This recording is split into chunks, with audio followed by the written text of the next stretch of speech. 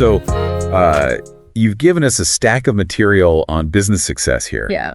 Looks like you're digging into how companies make that leap from good to great. Mm-hmm. Got excerpts from Jim Collins' famous book, Good to Great. Right. Plus some interesting commentary and reviews from Goodreads. Oh, yeah. Those are always fun. Yeah. Some people loved it. Some were skeptical. Yeah. Always. Should be fun to unpack it all. Should be interesting. Ready to dive in. Let's do it. So this book, it's based on a 5-year study, right? 5 years? Over 1,400 companies. Wow.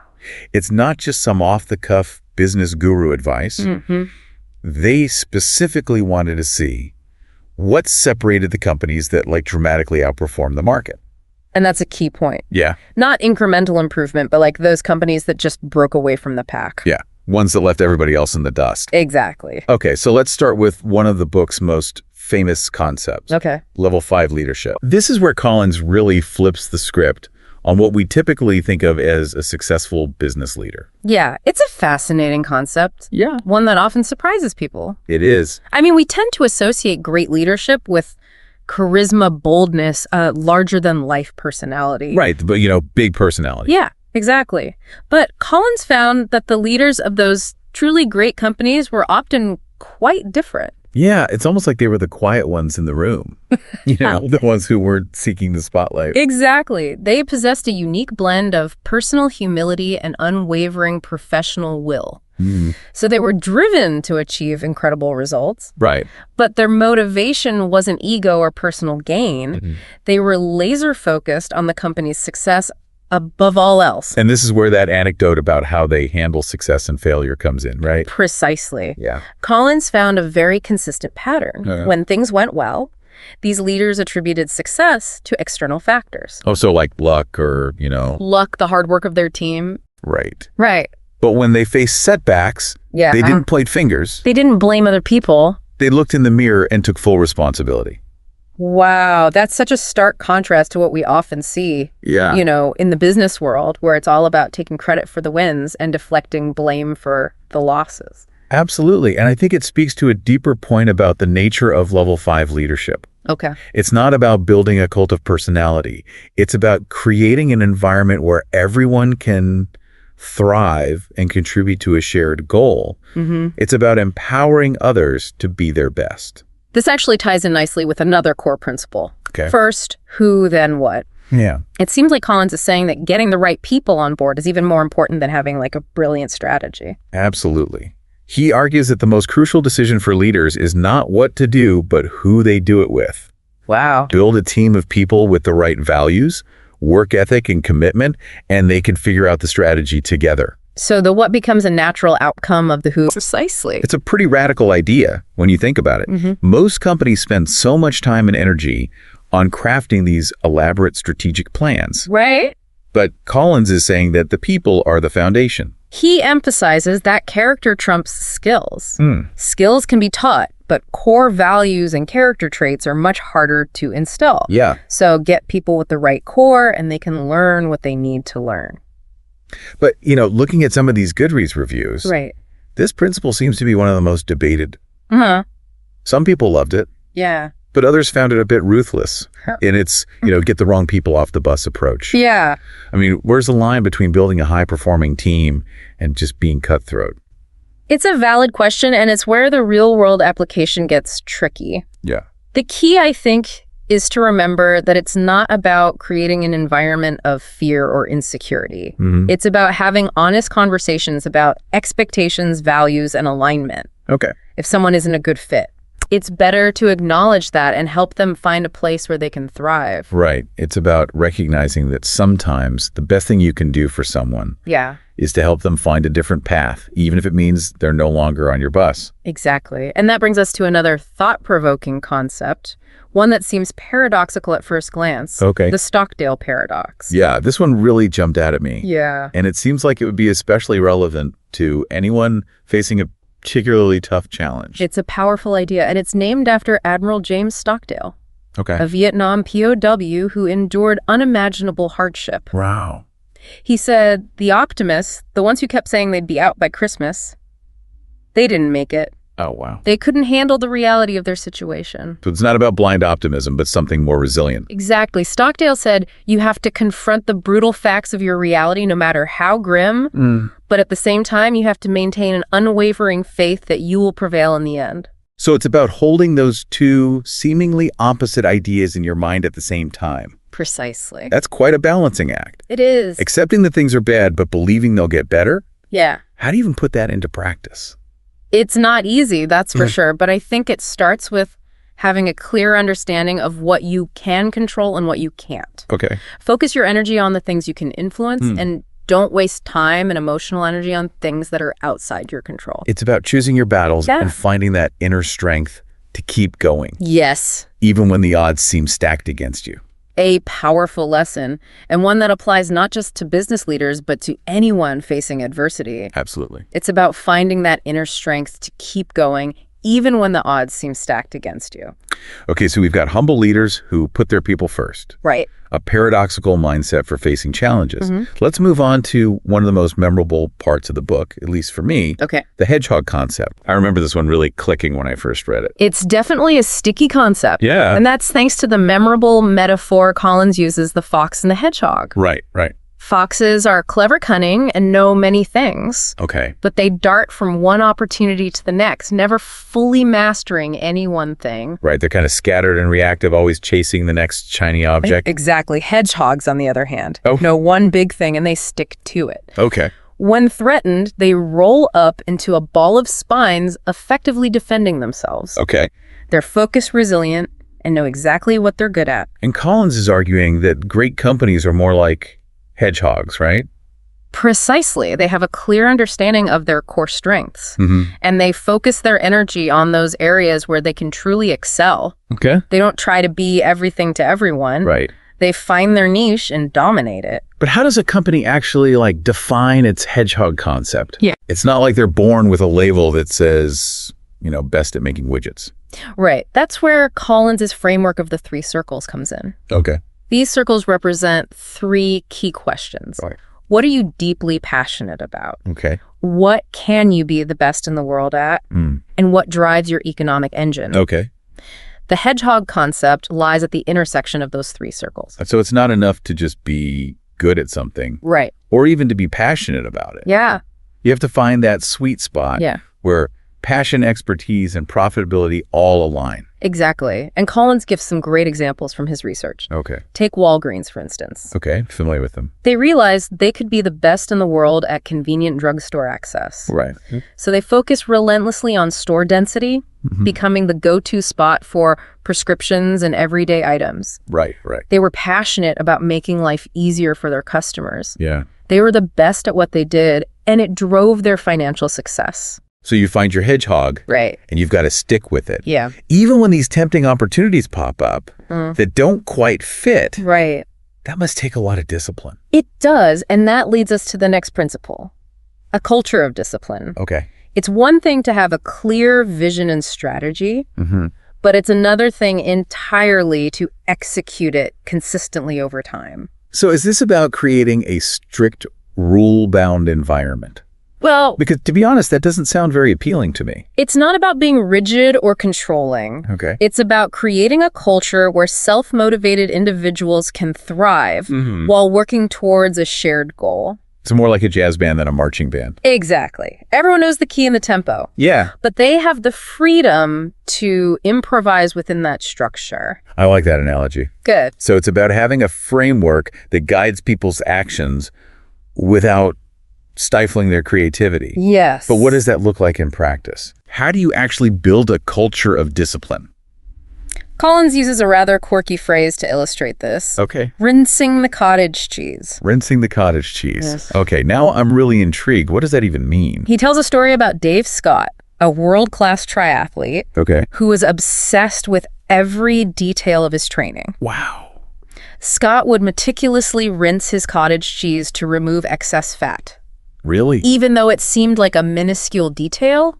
Wow. But it was about that relentless pursuit of excellence, even in the smallest things. So in a rinsing the cottage cheese company, everyone's committed to doing their absolute best. Yes. even on those tasks that might seem insignificant. Exactly. It's a culture where people take pride in their work no matter what it is. It's about sweating the small stuff because they understand that all those small things add up to something much bigger. It's about that collective commitment to quality and continuous improvement Yes. that permeates every level of the organization. And that brings us to another interesting point, the role of technology. Okay. In today's world, it's easy to think that the latest tech is the key to success. It is, yeah. But Collins offers a more nuanced perspective Boy. in his concept of technology accelerators. So he's not saying that you should just rush out and buy every shiny new gadget No, not at all. that comes along. He argues that technology is a powerful tool, but it should never be the driver of your strategy. Okay. It's about using technology strategically to enhance your core strengths and accelerate your progress towards your hedgehog concept. So it's about choosing technology that aligns with your goals Exactly. and helps you get where you're going faster, Yes. rather than getting sidetracked by every new trend. Precisely. It's about being intentional and asking yourself, does this technology help us be the best in the world at what we do? And if the answer is no, Then it's probably not worth your time and energy no matter how cool it seems. okay, so we've covered a lot of ground here. Yeah, we have. Finding the right people, confronting reality, getting clear on your hedgehog, building a culture of discipline, using technology wisely. Yes, It's starting to feel like a roadmap for building a truly great company. it is. But something tells me there's more to uncover. There is. What else did Collins find in his research? You're right. There's more to this story. He found that companies that sustain their success over the long haul have something else in common.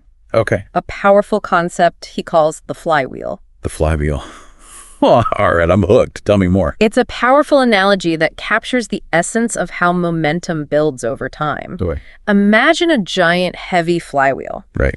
It takes a lot of effort to get it moving initially. Right. Lots of pushing. You push and push, and at first it seems like nothing is happening. Right. Then slowly it starts to turn. Okay. And with each push, it gains a little more momentum, a little more speed. And eventually it's spinning so fast that it becomes almost unstoppable. Exactly. That's the power of the flywheel. So how does this apply to building a great company? Each successful turn of the flywheel represents a small win, a step in the right direction. Okay. It might be a new product launch, a key hire, a successful marketing campaign, or a breakthrough in operational efficiency. Okay. And each win builds upon the previous ones, creating a self-reinforcing cycle of progress. So it's about those consistent, disciplined actions we talked about earlier. Precisely. It's about staying focused on the long game and trusting that those small wins will eventually add up to something truly remarkable. Exactly. And Collins contrasts this with what he calls the doom loop. Okay, the doom loop. This is what happens when companies react to short-term pressures, jumping from one initiative to the next without a clear strategy or a consistent approach. It's like trying to push that flywheel in different directions all at once. Yes, you end up expending a lot of energy but getting nowhere. Yeah, lots of effort, no results. The doom loop is characterized by inconsistent action, reactive decision-making, and a lack of clarity about what truly matters. It's a recipe for frustration, burnout, and ultimately failure to achieve lasting success. So the key takeaway is that building a great company is not about finding some magic formula or overnight success. Right. It's about consistent, disciplined action over time. It's about building momentum one small win at a time. It's a marathon, not a sprint. Yeah. And it's a journey that requires patience, persistence, and a willingness to stay focused on the things that truly matter. All right, so we've explored some of the key principles from good to great. We have. And it's clear that Collins offers a powerful framework for thinking about leadership strategy and building a thriving organization. Yes, he does. But I'm also curious to hear what the Goodreads reviewers had to say. Oh, yeah. Did they find these ideas as compelling as we did? Yeah, good question. And what about the criticisms of Collins' work? That's where things get really interesting. Let's delve into those Goodreads reviews and explore some of the counter-arguments that have been raised. Okay, so that's where we'll pick up in part 2 of our deep dive. Sounds good. Picking back up on those level 5 leaders, one thing that strikes me is that their humility might be more than just a personality quirk. Oh, really? Yeah, it could actually be a key to their effectiveness. Okay, now that's an interesting angle. I'm all ears. Why would humility be such an advantage in a leadership position? Well, think about it. A leader who isn't driven by ego is more likely to make decisions based on what's best for the company, not what makes them look good. Right. They're also more open to feedback and ideas from others, Okay. which can lead to better decision-making overall. Yeah, they're not threatened by other people's brilliance. They actually welcome it. Exactly. And this ties back to the first who then what principle. Yeah. A humble leader is more likely to surround themselves with strong, capable people, even if those people sometimes challenge them. They're not building a team of yes men, they're building a team of experts Right. who can help them achieve the company's goals. Okay, but some of the Goodreads reviewers pushed back on this idea, saying it was too idealistic, or even a bit heartless to be so focused on getting the right people on board. Yeah. Some even argue they could create a culture of fear and insecurity. That's a valid concern. I think the key is to remember that it's not about being ruthless or creating a cutthroat environment. Okay. It's about having a shared understanding of values and expectations. Mm-hmm. If someone isn't a good fit, it's better to acknowledge that and help them find a place where they can thrive. Right. It's not about punishing people for being different.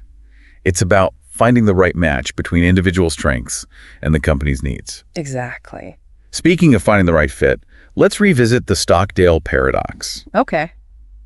This one seems to require a delicate balance between realism and optimism. It's a powerful mindset, but it's definitely not easy to maintain. Right. It requires a lot of mental and emotional discipline to confront the brutal facts of your situation while simultaneously believing that you will eventually overcome those challenges. Yeah, I can see how that could be tough, especially when things are really rough.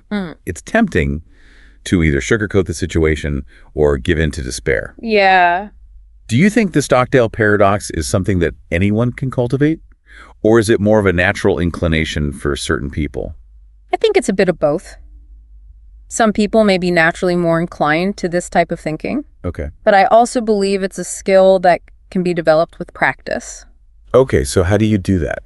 It starts with being honest with yourself about the challenges you're facing. Okay. Don't deny the reality of the situation, but don't let it define you either. So it's about finding that middle ground between denial and despair, where you acknowledge the difficulties but don't let them crush your spirit. And it's about focusing on what you can control. Okay. Take action, make plans, and seek out support from others. Don't just sit back and wait for things to get better. It's about being proactive and taking ownership of your situation, Yes. even when it feels like everything is out of your control. And that brings us back to the idea of finding your hedgehog concept. Because once you know what you're truly great at, what you're passionate about, and what drives your economic engine, you have a much clearer path forward, even in the face of challenges. Okay, let's revisit that Walgreens example. Okay.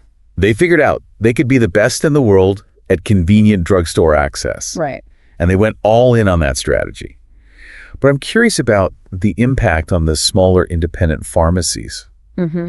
Did their success come at the expense of those smaller businesses?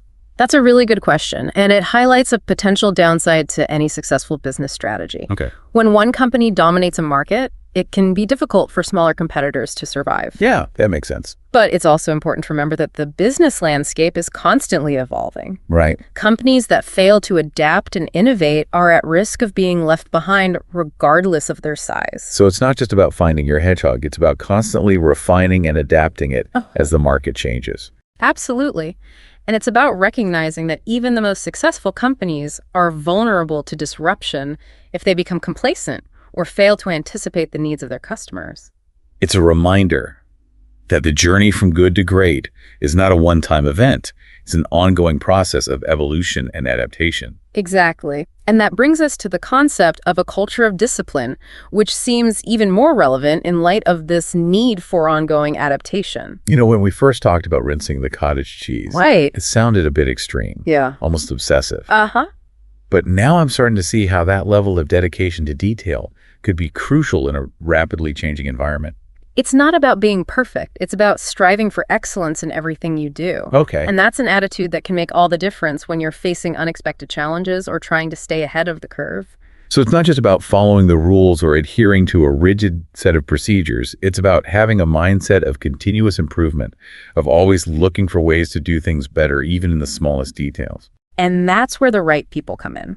Okay. Because a culture of discipline is not something that can be imposed from the top down. Right. It has to be embraced by everyone in the organization. It's got to be woven into the fabric of the company's DNA. Exactly. And that goes back to the importance of those level 5 leaders who set the tone, who who inspire and empower their teams to strive for greatness in everything they do. It's about creating an environment where people are excited to come to work every day and contribute their best effort. And that brings us to the role of technology. Because in today's rapidly changing world, technology can either be a powerful accelerator or a dangerous distraction. It's easy to get caught up in the hype cycle and think that you need to adopt every new technology that comes along. But Collins is cautioning against that, right? He is. He's saying that technology should never be the driver of your strategy. It should be a tool that helps you achieve your Hedgehog concept more effectively. So before you invest in any new technology, you need to ask yourself, does this help us become the best in the world at what we do? Exactly. If the answer is no, then it's probably not worth your time and energy, no matter how cool or trendy it might seem. It's about being strategic and intentional with your technology choices, ensuring that they support your overall vision rather than pulling you in different directions. Which brings us back to the idea of the flywheel and the doom loop. Because when it comes to technology, it's easy to get caught in the doom loop, chasing after every shiny new object, without a clear sense of how it fits into your overall strategy. You end up with a patchwork of disconnected systems and initiatives that drain your resources and create more problems than they solve. Exactly. The key is to use technology to create a positive feedback loop to accelerate the momentum you're already building. So each new technology you adopt should be like adding another push to that flywheel, helping it spin faster and smoother. Precisely. And that requires a lot of discipline and foresight. You need to have a clear understanding of where you're going and how technology can help you get there faster. It's not about being a Luddite and rejecting all new technology. It's about being a discerning and strategic adopter, choosing the tools that will truly make a difference. And that's where the human element comes in, because technology is only as good as the people who use it. You can have the most sophisticated systems in the world, but if you don't have the right people in place, they won't do you any good. So it all comes back to people, to culture, to leadership. It's about creating an environment where everyone is aligned, empowered, and inspired to achieve something truly remarkable. And that brings us to another important point that's often raised in discussions about good to great, the issue of sustainability. Right, because it's one thing to achieve greatness, it's another thing entirely to maintain it over the long term. And some of the Goodreads reviewers pointed out that some of the companies featured in the book have struggled in recent years. Oh, really? Circuit City went bankrupt. Fannie Mae required a government bailout. It makes you wonder if those companies were ever truly great to begin with. That's a fair point. Right. But the business landscape has changed dramatically since the book was published. Yeah, it has. The rise of e-commerce, the global financial crisis, the explosion of social media, these are all factors that Collins couldn't have anticipated. And some critics have argued that Collins's framework is too simplistic, that it doesn't adequately account for the complexity and unpredictability of the business world. I can see that point as well. Every company is unique, and what works for one might not work for another. There's no one-size-fits-all solution for achieving lasting success. And some have even suggested that Collins's emphasis on discipline and focus can actually stifle creativity and innovation, which are essential for long-term survival in a rapidly changing environment. Yeah, it's a valid concern. It's that delicate balance between structure and flexibility, between sticking to your core principles and being open to new ideas and approaches. Exactly. And it's about recognizing that the journey from good to great is not a linear path. There will be setbacks, there will be challenges, there will be times when you need to pivot and adapt. It's about having the resilience to bounce back from those setbacks and the humility to learn from your mistakes. And it's about constantly challenging yourself and your team to think differently, to question assumptions, and to push the boundaries of what's possible. So while Good to Great provides valuable insights and a powerful framework, it's not a magic formula for success. Right. It's a starting point, a catalyst for deeper reflection and exploration. It's a reminder that the pursuit of greatness is an ongoing journey, not a destination. But there's another piece to this puzzle, another layer of insight that builds on the foundation of Good to Great. You're talking about Collins' later work, Built to Last. Exactly, because while Good to Great helps us understand how companies make that initial leap to greatness, Built to Last explores how they sustain that excellence over the long term. And that's where we'll pick up in part 3 of our deep dive. Yep. Okay, so we spent a good amount of time with Good to Great, but now we're moving into Built to Last territory. Yeah. I'm really curious to see how these two books connect. Almost like two sides of the same coin, right? Definitely. If Good to Great is about achieving that breakthrough. Built to last is about what comes after that initial burst. Right.